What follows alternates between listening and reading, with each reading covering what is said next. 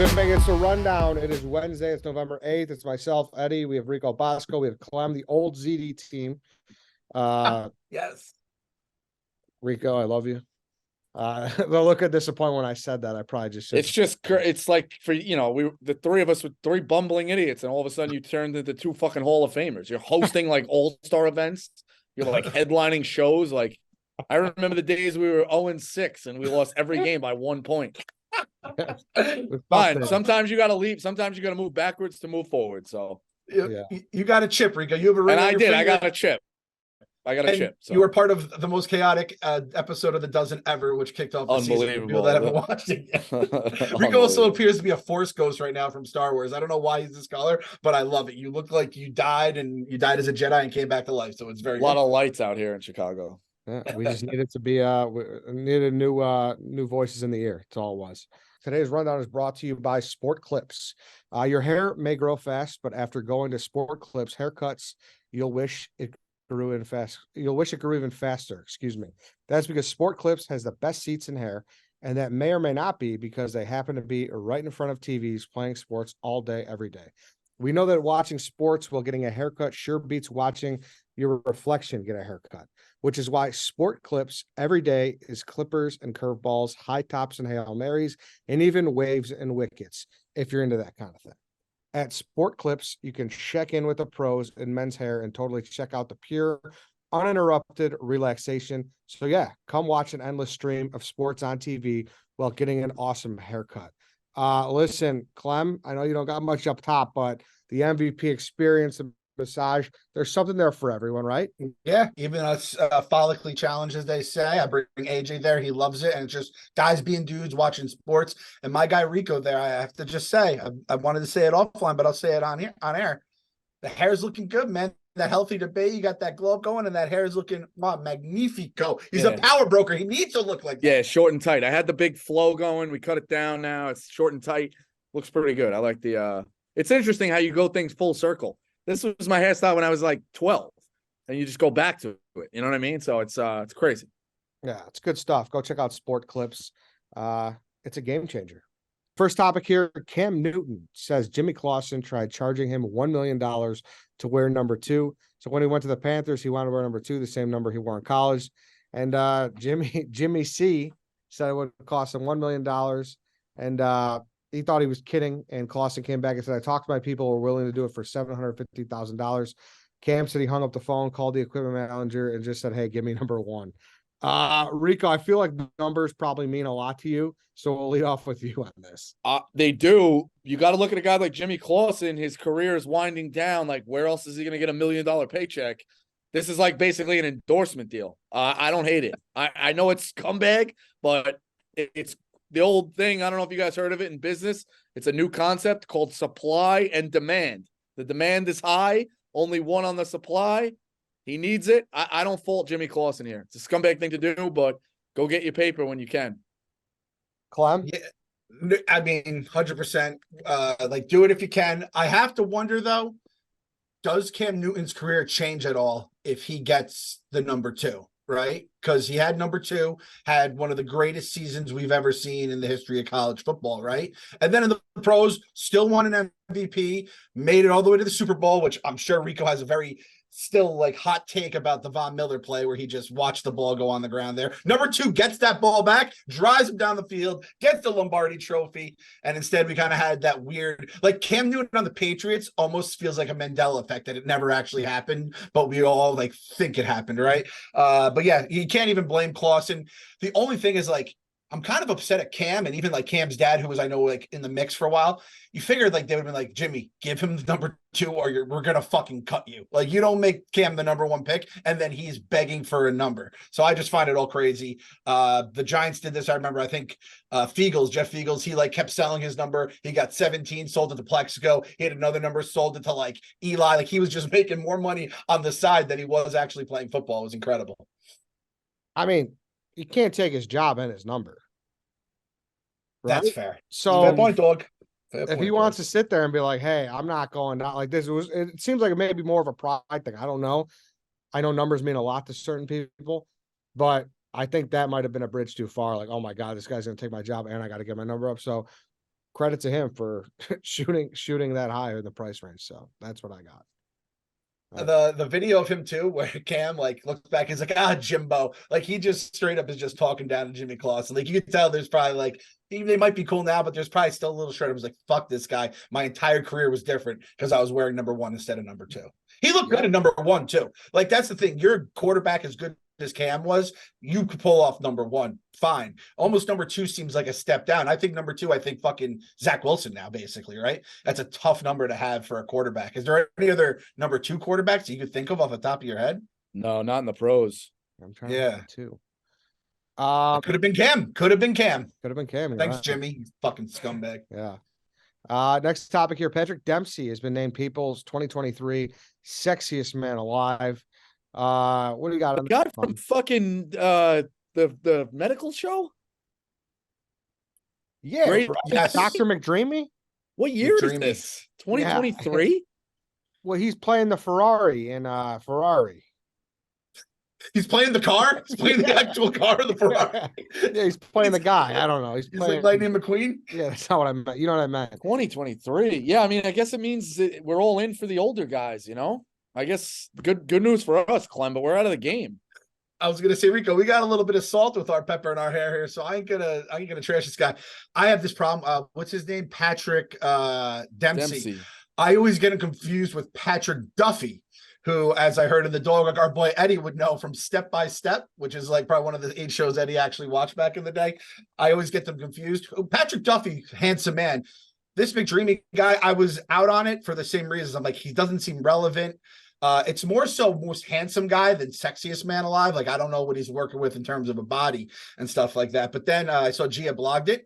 The man is fucking somehow more handsome than he was a decade ago. It's crazy. Like he's one of those fine wines. So I have no problem with it. I even did a little bit of research for you guys here. Do you know how long the sexiest man of the year has been around for? 50 years. Eddie? I'm gonna say 33. It is my math shit. 38. 85, first handsome man, first most sexiest man of the year. Mel Gibson led it off. Yep. Mel Gibson led There's it off. There's another Patrick too. Patrick Muldoon famously played Jeff on Saved by the Bell. Oh, scumbag. Hate that guy too. I hate that son of a bitch more than he never won sexiest man alive. He wasn't even that good looking. He was good looking though. He was dreamy, but he wasn't sexy. I think there was a difference. We're just gonna gloss over Mel Gibson being number 1. So that was my question. Do you think he was worthy of fucking the first honor and he gets to kind of, be the number 1 guy there? I just watched Lethal Weapon for the first time. His hair is awful, but he is good looking. Yeah, not a bad guy, but it's just the inception of the award was born with him. It's just the way it goes. It's 85. Like, it's the way it goes. Like, it right place, right time. Yeah, I think back in 85, he was like that fucking hot back in the day. Like even the hair, I think, played back then. It says other finalists were Timothy Chalamet, Lenny Kravitz, Pedro Pascal, Usher, Jamie Foxx, and Jason Kelce. In like 85, Kelce would have been like 2 years old. No. You fucking. I know what you're doing. All right. What kind of sicko perverts are ranking 6-year-old Usher in 1985? People sickos of people. Sickos. Man. Disgusting. Sickos. By the way, Timothy Chalamet. He wasn't even born yet. Yeah, he was in She's All That. Next thing here we have the Barstool Store. It's that time of year again. Barstool ugly sweaters have arrived. Brand new ugly sweaters have just been released and they are now available in the Barstool Sports store. All your favorite brands have new releases, including Bussin' with the Boys, Plan Brie, Nooners, One Bite, Pardon My Take, Spittin' Chicklets, Foreplay, and so much more. Hurry and shop yours now while supplies last.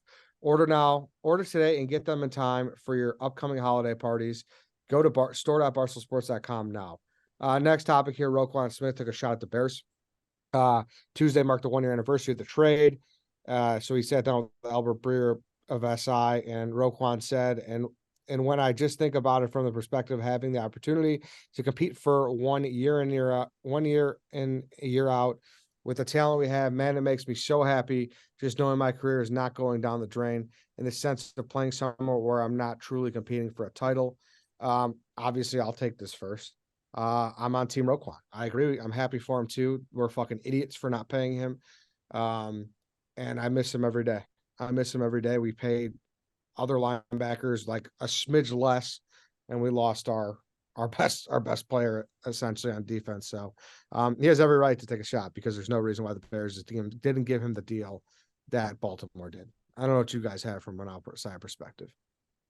So my perspective is like I'll listen to some podcasts of guys who know ball and stuff like that, and whenever they talk about how awesome the Ravens defense is, which I mean I think they're the number one team in everyone's power rankings because they just dog walk fucking NFC contenders at home and week after week. Detroit and Seattle they just did. Everyone's like it's because Roquan Smith showed up and they just became awesome. So I'm like I didn't know Roquan was this good, to be honest with you. Like when he was on you guys, I was like good player, awesome name, had the number, had it all. But I never realized he was this good. And there is a point where when you're rooting for sad sack franchises, which to be honest, all three of us do in different sports, right?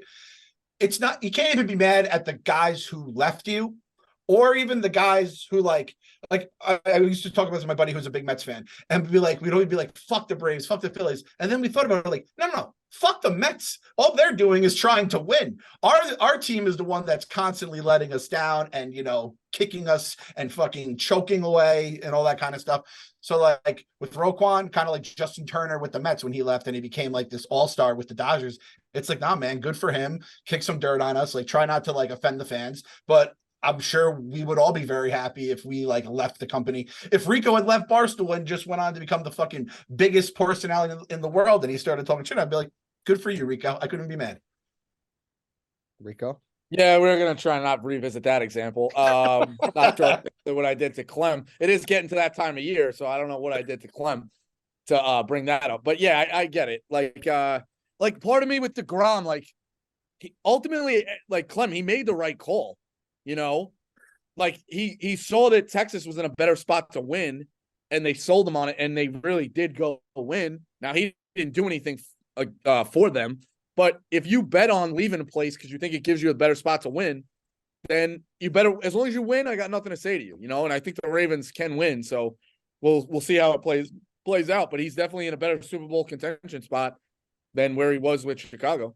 That's DeGrom is the perfect example for that too. And like I saw that the picture of him with the trophy, and there was not one part of me that was like angry or sad. I was like, you know what, good for him. I do think there's probably a part of him that is like, man, I didn't do shit to get this ring. Like those guys are so hyper competitive. That's the kind of stuff that's going to drive him nuts, though, right? If anything, it's like I truthfully would be in that scenario. I'd be rooting against my own team. I really would, because I didn't do a thing. And now your life will say World Series champion. And when you have to tell the story, oh, you won a ring in Texas? What'd you do? Yeah, I pitched 42 innings, if that. It's a tough debate. It is. I mean, Scherzer did something. So but he contributed. He did what? He pitched 8 games. He did Eddie, something. 8 games, Eddie. 8 games. I know. I get it, but it's better than 8 games, Eddie. Who was it that missed the whole season? There was DeGrom. I know, but there's someone in a different sport that missed the whole season, like the whole thing. I don't know. So you could almost make a case DeGrom did more than because Scherzer was just like waiting to explode, and Boch would be like, "Nope, you're out of here." Because us Mets fans were all waiting for it. We're like, "Oh, I know that look from Max. He's about to give up 4 home runs this inning."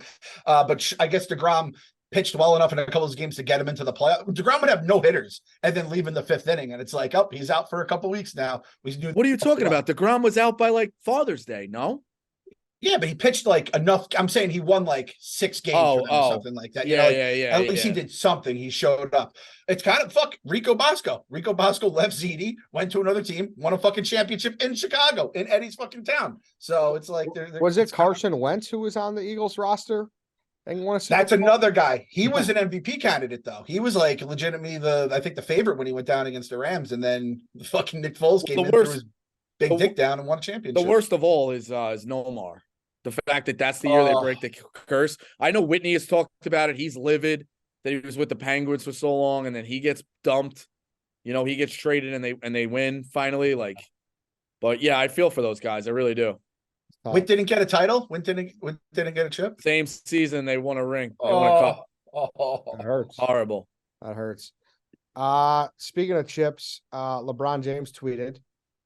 Someone said in a tweet that he'd still be just as dominant if he never went to Miami LeBron tweeted, "You're damn right. I would still be. I'm chosen. Ain't nothing changing that. Maybe less rings, but dominant from start to finish. Crown emoji." He said technically nothing wrong. But it's just LeBron. So He's just the worst. Yeah, it's He just sucks. He just sucks. His social media presence just sucks. Yeah, he doesn't have to have social media. Like, you don't have to do this. But it's just like the lying and like I say it all the time. Like, he knows what he's gonna say or what he thinks is gonna make him look cooler. Like, and he truthfully like rips off Jordan as much as he can. Like when The Last Dance came out and he was like, oh yeah, I'm going 0 dark 30. Like, these guys are gonna see what it is, and it's like, dude, like come on, like I don't know, I don't know. His social media just drives me berserk because it's like if he was just a mysterious guy and was the best player on the planet, like everyone would like him more. He just sucks. He really does suck. Clem? Yeah, I mean, it's tough. I'm skewed too because I love LeBron. It was so nice rooting for like the best player in the world after the old best player in the world would gut me every fucking season with your boy MJ and shit. And then he goes to the Heat, which was like the most hated team in my life ever because of the end of the 90s.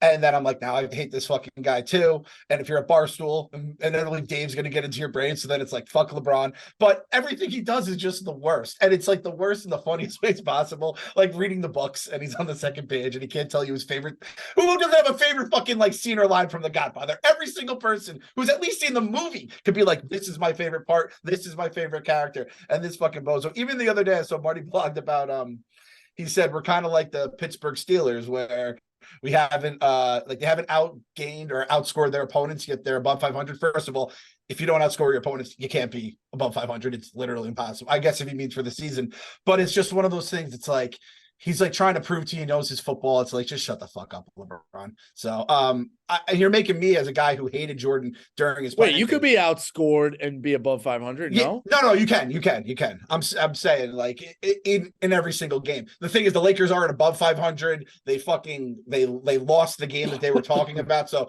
it was just a bunch of nonsense. But he sucks. He just sucks. He's the worst. He even made like Taco Tuesday. He like kind of like assaulted Taco Tuesday, which was like the purest thing in the world. He ruined it. He ruined Taco Tuesday. That was impossible. He ruined Taco Tuesday. Yeah, dude. I it's LeBron, man. The video or the clip of him, like all his lies, is really funny. Unbelievable. Yeah. You guys have seen that, right? Yeah. Yeah, that's very funny. Like him talking to the Liverpool guy or whatever. He's like, actually, I've been watching some games, It's like, no, you haven't.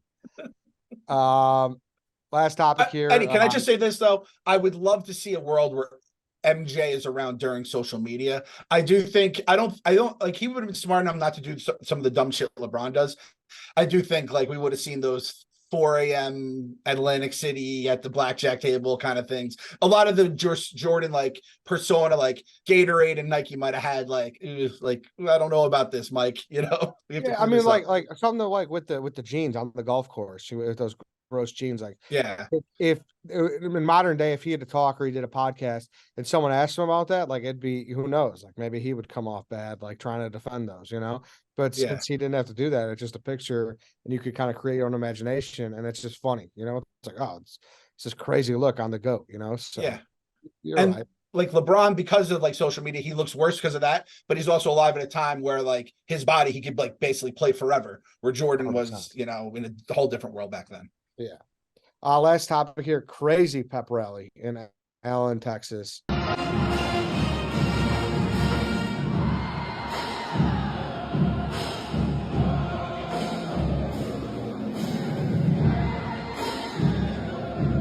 Just absurd. It reminded me of that. Who does a silent night for our college basketball recap? Taylor University. Yes. Just like, I don't know how you get kids in sync like that. I don't get it. So I clicked on the link expecting to see a video of a football stadium, and it was a goddamn basketball. And I'm seeing Texas. I didn't know. Holy shit. I didn't know they brought that kind of like fever. Is fever the word I'm looking for? Fever? What? Fever? Fever? F-E-V-O-R. Crazy? I'm throwing the word. No, it's like fever, like emotion into it. I Oh. believe the word is fever. I think it's the first time anyone's ever used it at Barstool, so I can understand the confusion. Fever. I don't even know. Again, I don't even know what the word, That's word unbelievable. is. Still, unbelievable that Texas. I thought Texas just did that for football and it's like a football school. It's like a football state where it's like basketball, no one's showing up, and then you go to Indiana, they're doing this for basketball games, and then football, it's fucking tumbleweeds in the stadium on a Friday night.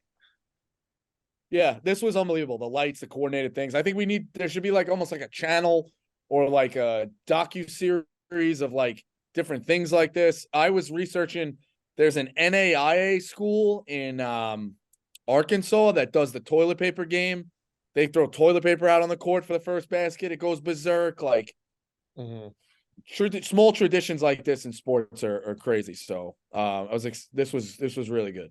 Yeah, I didn't expect it. I didn't see it coming. Simple. Fervor is the word I'm looking for. I apologize. Fervor, not fever. Right. This is playing out like an episode of The Sopranos where Tony just says the wrong word for an entire fucking conversation. I apologize. Thank you. Meteor.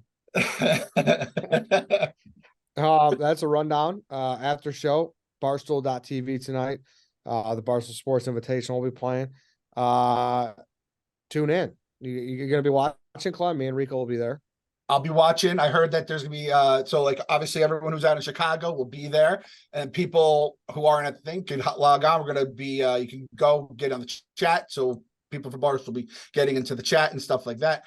And this rundown will be airing, I think, right around the time tip-off is, right? So how about if someone shows you their phone and they're watching the rundown, you guys, what do you guys give them like a hug, $1? Can we get we'll give them a hug. Give them a hug.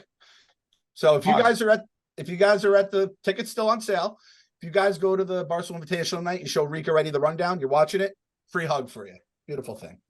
And you can just go to the second game if you don't make it to the first game. Second game's at 8:30. What's it? Arizona State, Mississippi State. So come to that then. Forks up. Second game though, kiss on the cheek instead of a hug. Is that fair? Yes. Sure. I'm in. There you go. I'm in. All right then. Anything else, boys?